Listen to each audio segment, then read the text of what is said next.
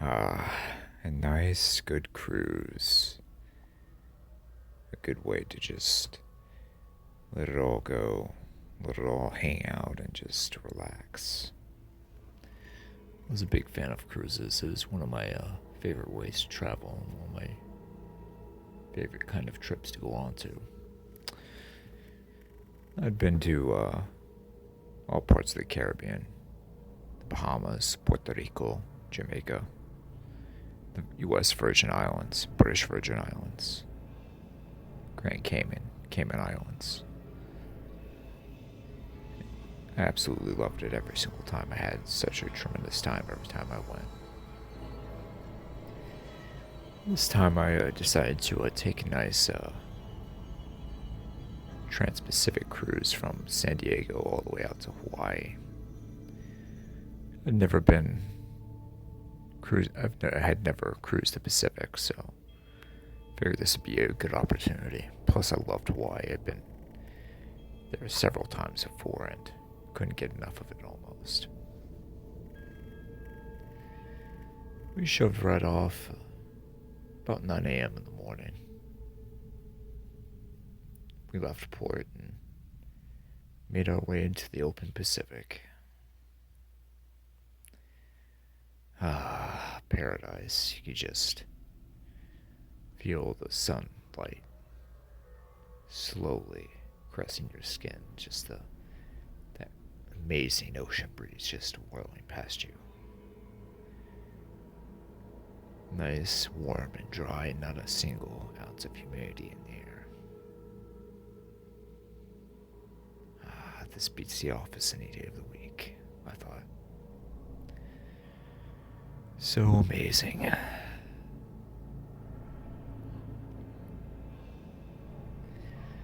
I'd spent the day relaxing by the pool on the deck,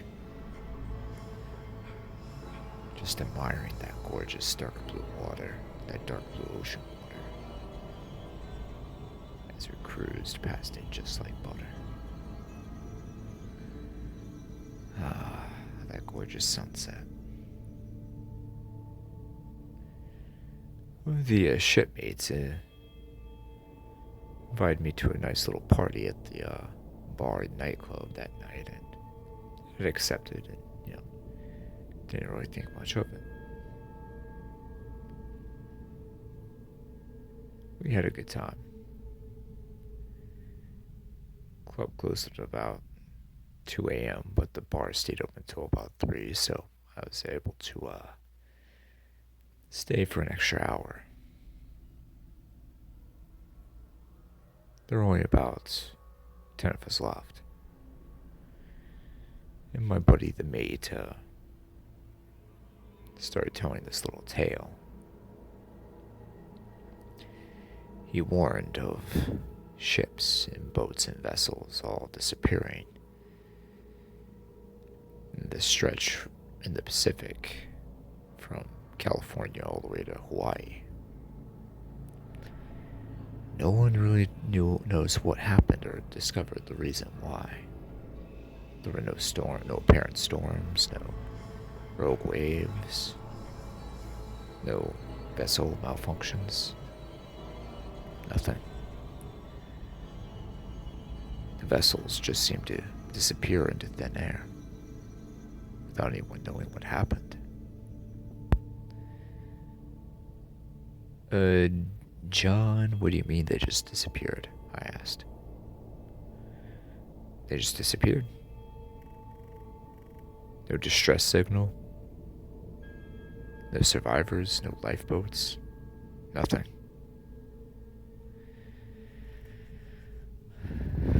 Huh. And this is actually official. There's actually records confirming this, correct? Yes. Dates all the way back to 1841. It's the first one. It's a whaling vessel. The Inferno.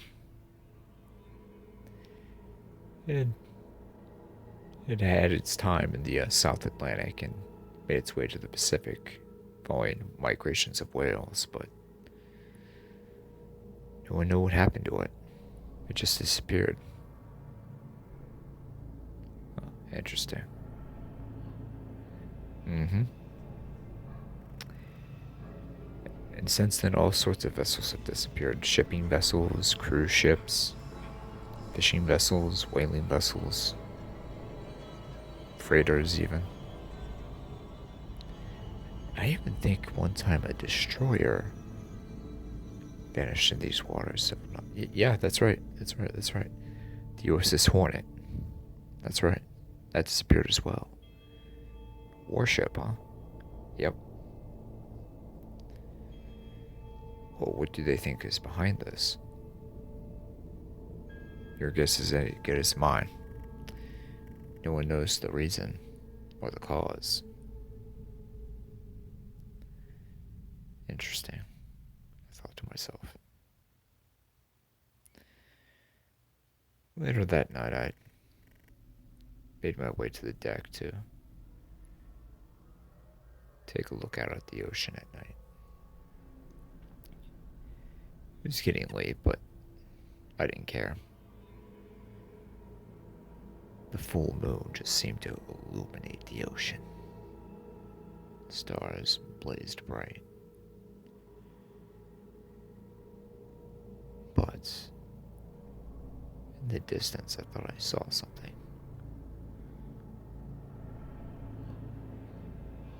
A huge dark figure rising in and out of the ocean. The thing was huge. It must have been 250 to 300 feet long. My jaw dropped. My God, what is that thing?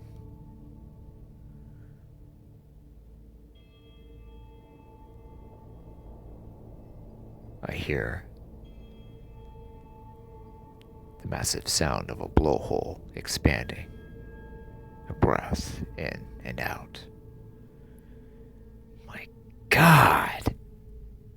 Is that a No, that's way too big to be a blue whale. God, what is that thing?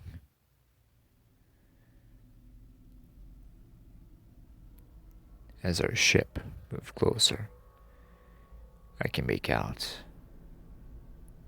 the creature better. My God, it's a giant whale, I thought to myself. I raced frantically back to the break room to try to get one of the mates. I explained to him what I saw, and he came running out after.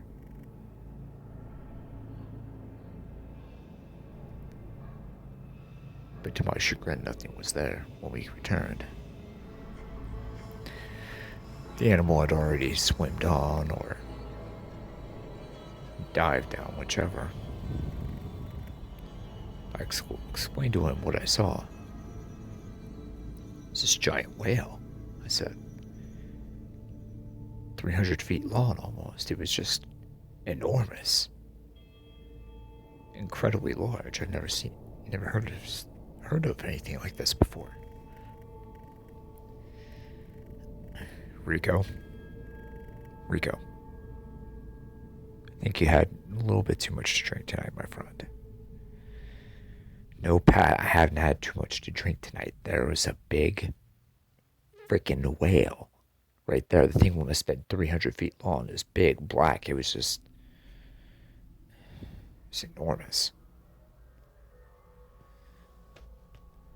Pat patted me on the back and sent me to my way to my room. I shook my head, groaned, rubbed my eyes. And maybe I was just seeing things. No. I couldn't have just been seeing things. I could have been hallucinating because I heard the sound, the blowhole. I could see the mist going through the moonlit night. Faintly, if I can make it out.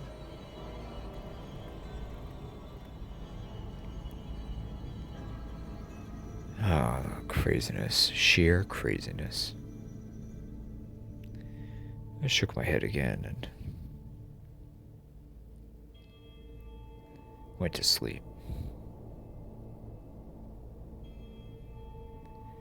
Mysteriously, the morning that I woke up, it was around 8, maybe 9 a.m. Opened my blinds, and to my surprise, the day was overcast. Mild and easy, but overcast. I shook my head and got dressed, got situated, and went outside.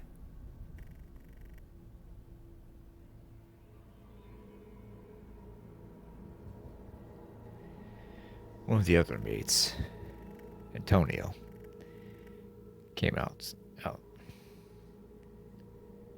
Hey, Rico. Pet tells me I had a little encounter last night. Yeah, you could say that again. Yeah.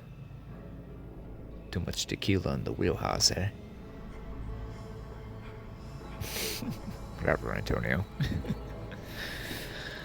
Eh, well, you never know. Old Burrito might still be out. Old Burrito. Old Burrito, yeah. It's a myth around here. A giant carnivorous whale that destroys anything and everything in its path. It's been in the folklore of my people off the Mexican coast for centuries. Is that right? Oh, yeah. Some try to link it to old Aztec legends as well, but no one can make a definitive connection to it. Tell me about this thing. Oh, yeah, it's a gigantic carnivorous whale. Big, black. Much larger than anything else on the planet right now. Really? Huh, that's interesting, because that's exactly what I saw last night. It looked like a giant sperm whale, but it was just almost 300 feet long. It's just enormous. I'd never seen or heard anything like that before. Oh, Burrito, yeah. It makes you wonder, doesn't it, Rico? It really does make you wonder, because that matches up with the legend quite well. Well, you know what they say, sometimes legends are based in truth somewhat. And truth is stranger than fiction, he replied. We laughed, shook our heads, and went over to the deck. At that moment, I felt a budge, a hit, a shaking of the ship. What the hell was that? I screamed. I don't know, Antonio replied. Well, Antonio, what the hell was that? I don't know. The impact had nearly knocked us right on our butts, off of our... We almost completely lost our balance.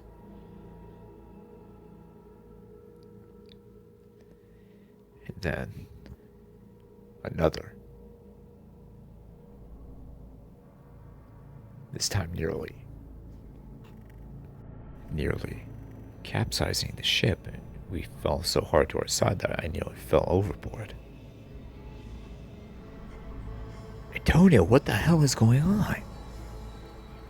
I don't know, Rico, just... Jesus, what the hell was that?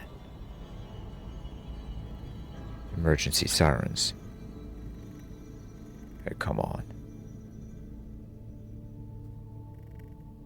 People screamed and stood there in amazement. Confusion, fear rushed through the vessel. Hundreds of people didn't know what was happening.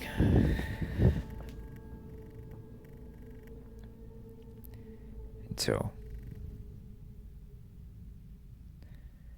I saw it once again. This time a big black mass, unmistakable. There she blows. About 500 yards off.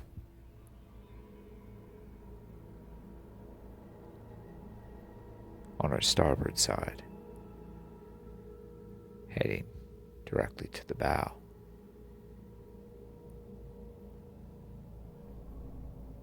The behemoth, the Leviathan, trucked closer and closer, swam closer and closer, faster.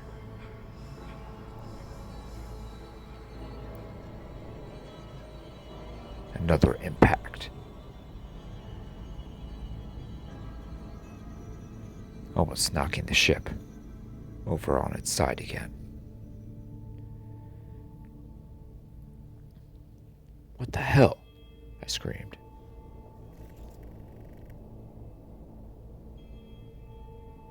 I mean, I'd heard of sperm whales attacking ships and vessels before, but not of one of this size, and not of them attacking a cruise ship, of all things. And another strike. And another.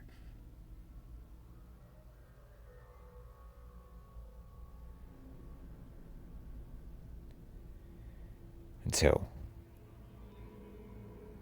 the vessel was completely on its side.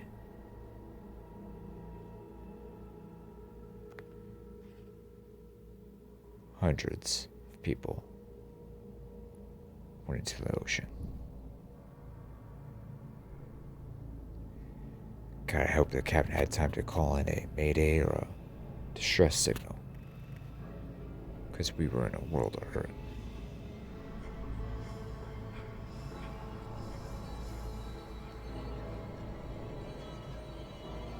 Life jackets filled the ocean.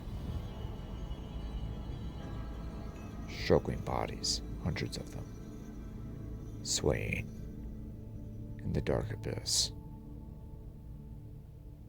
screaming, yelling, pleading. A few lifeboats had been launched right before the capsizing of the vessel, and smaller inflatable rafts were being deployed. Hundreds of souls struggling in the abyss.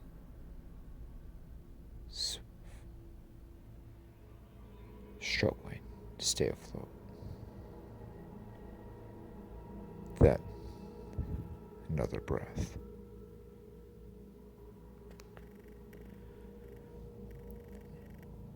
About 1,000 yards away. I tried to look for Antonio, but he was nowhere to be found. The black demon came up for air. It began making its way to our direction. Then, about 500 yards away, it dove down. Complete quiet. Everyone had seen the beast, but didn't know what to expect or know what was happening.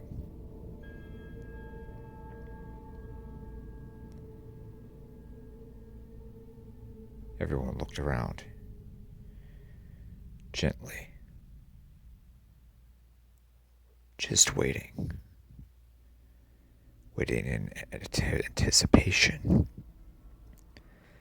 of what was to come. An explosion out of the water, the beast rose, opening its mouth wide, its gigantic mouth, swallowing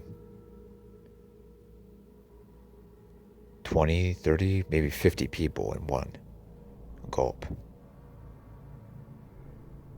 Large conical teeth, maybe 2 feet long, 3 feet long, I couldn't tell.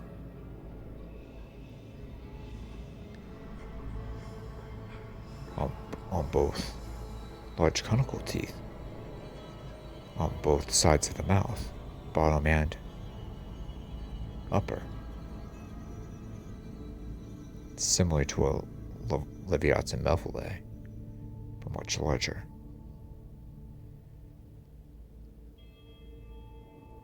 The beast crunched into its snack, crushing and swallowing a multitude, similar to how a filter-feeding whale would eat krill or shrimp or microscopic organisms, but to a much more terrifying and hideous scale.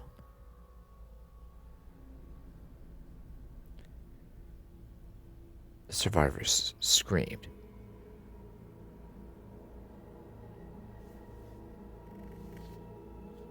Making their way back to the capsized vessel, hoping to get on board now, the water now out of the reach of the beast.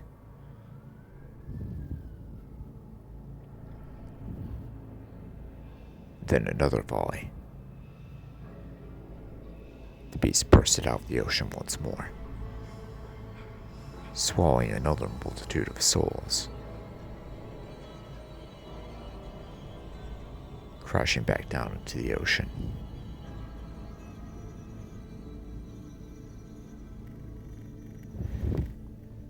And then another volley, crushing back into the ocean again.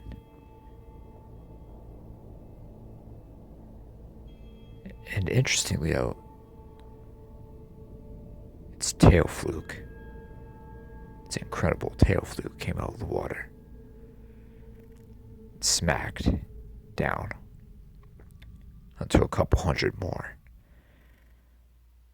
survivors. The impact was almost like hearing a gunshot or a whip. The beast's tail just crushed the ocean surface, and hundreds of souls along with it. The beast slowly rose back up to the surface and inhaled every last one.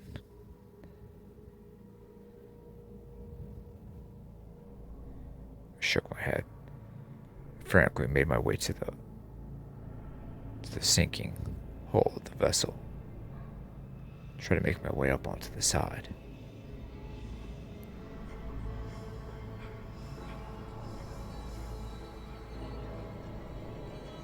The beast rose once more,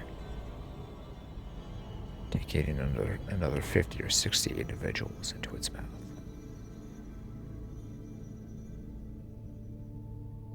Swallowing them whole.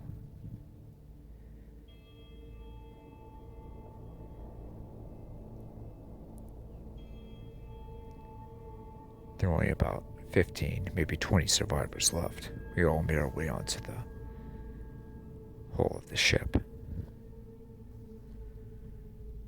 We saw the beast a couple hundred yards away, coming up for another breath of air.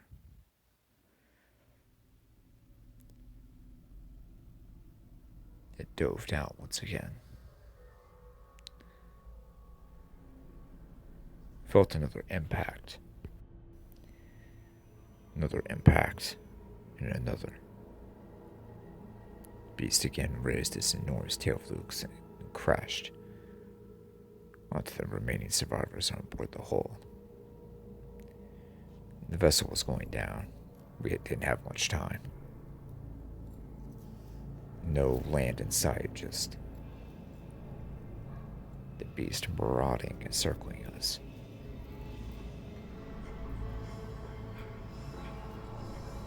Then I saw something in the water. Something that was floating on the surface. My God, it's a harpoon, I thought to myself. The hell is a harpoon doing on a damn cruise ship? I shook my head and grabbed the weapon. About 7 to 8 feet long.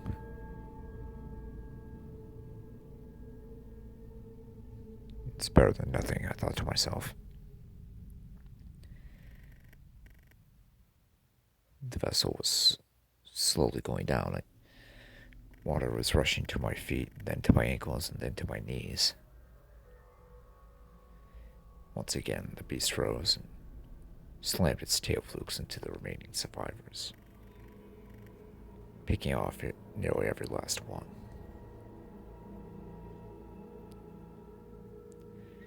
Then, to my horror, I was the only one left. The beast was a little more casual, it seemed, in its movement, a little more at ease. Not so stealthy like it was, sharp like it was before, but more relaxed. It rose in and out of the ocean.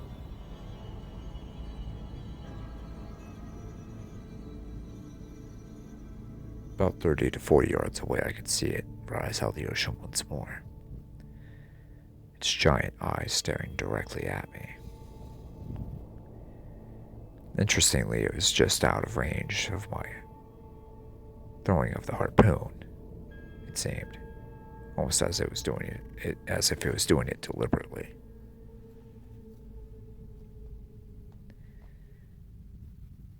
Then it dove down once more. The vessel had completely sunk. I was now treading water with the harpoon.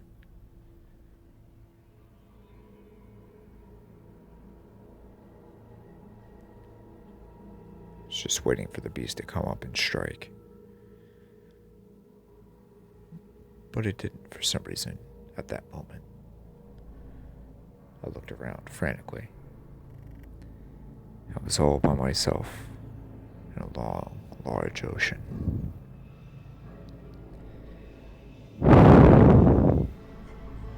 Can't believe it.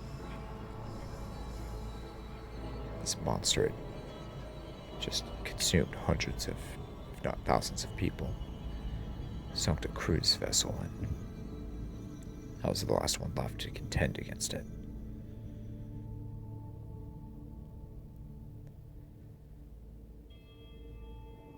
A sudden burst out of the water. The monstrosity had leaped out of the water. It was coming directly towards me, flying through the air, its incredible mouth wide open. Ah, the depths of that mouth. The incredible conical teeth, the mouth of hell just opening right before me. Being devoured, being eaten whole. Something as deep and primal as man and time itself. The Leviathan was getting me, coming to get me. I had no hope. For some reason, at the last second, I decided to dive. Down deep, I thrust it as hard as I could into the water. A second or two later, I could feel crashing down next to me. The beast had just missed me by a few meters. I tried to open my eyes, but it was too blurry. I couldn't see anything.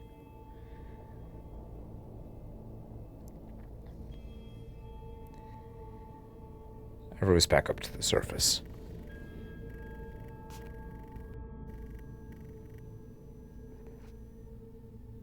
Then, interestingly, as I rose back, I could see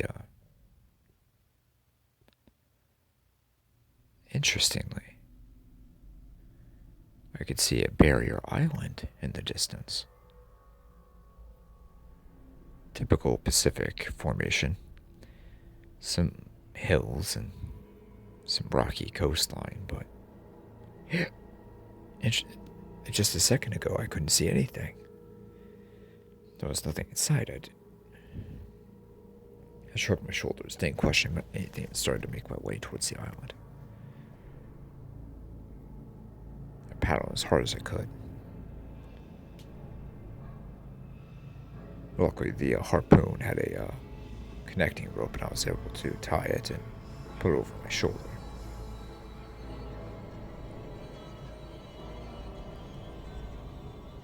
I heard an exhalation of air in the distance. Oh, great old monster was after me again, I thought. I paddled hard, harder and harder, the ocean dissipating under my feet and hands. Come on, come on. Another exhalation. This time almost right next to me.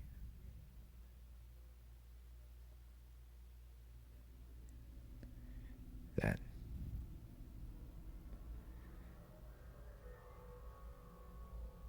right in front of me,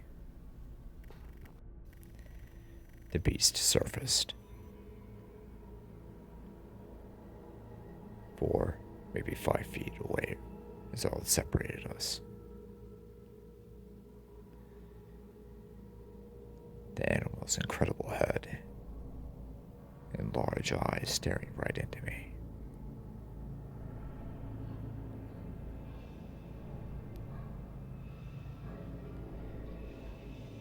The eye seemed not like that of a usual mammal, but more of a, dare I say it, intelligence of some kind? A sentience, an awareness, a consciousness. You could see the wheels turning. Self-awareness, the intent, the calculating, the awareness. The evil eye gazed right into me, right into the depths of the soul. A low rumble, then a growl. The enormous mouth opened once again as it backed away. Its teeth, its jaws, taking aim directly over me. I raised the harpoon. As the jaw slammed down onto me, I thrusted it deep into the cavity of the upper jaw. I was actually in the damn thing's mouth. I held onto the harpoon and just thrusted it deep into the roof of the jaw. Blood spurted. Blood spurted all over me. The dark, warm liquid just splurted all over me.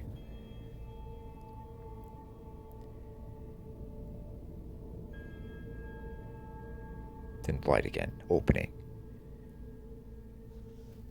I'd been regurgitated back out. Spat out. I was disoriented for a few seconds and realized I still had the harpoon in my hand. There'd been blood in the water. A decent amount of blood spouting from the beast. I began to make my way over to the desert island.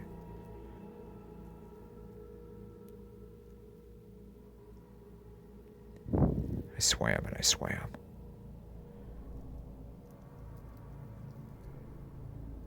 I swam and I swam.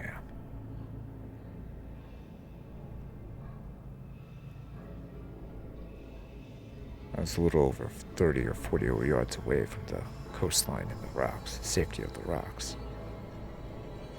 till I heard another exhalation of the blowhole. I turned around and saw the big black beast coming right at me. Finally, I made it to the rocks.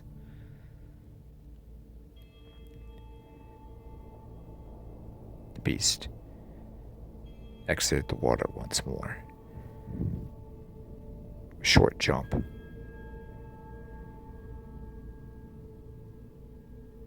Coming right at me, the mouth wide open, growling, roaring in rage. I had just made it onto the rocks. Climbing up, the animal snapped its jaws, falling just short of the cliff of rocks. Made it onto the beach.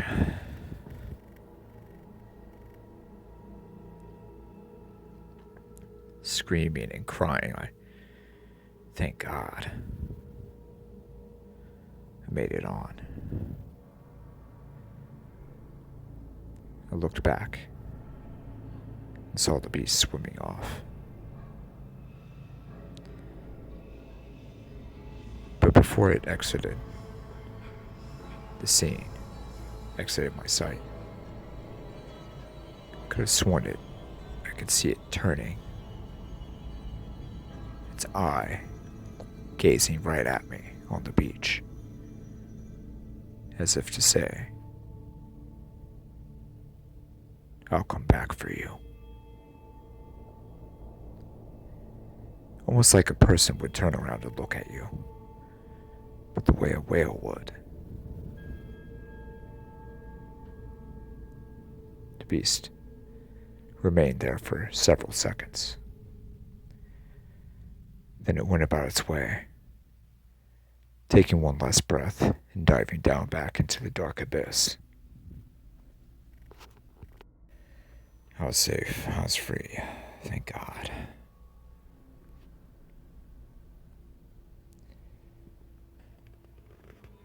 A few hours had passed and the clouds had dissipated and it was sunny once again. There had been some food, some plants and fruits, a couple wild animals on the island, but I didn't plan to stay there forever. It was nice getting suntan, but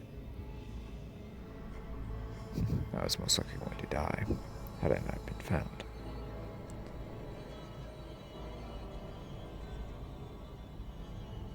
A couple hours went by after that, and luckily a helicopter swung low and found me.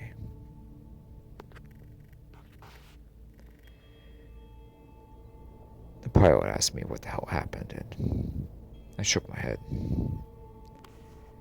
If I told you, you would never believe me.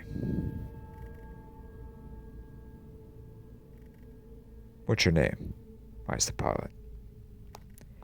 Ishmael, he said with a grin.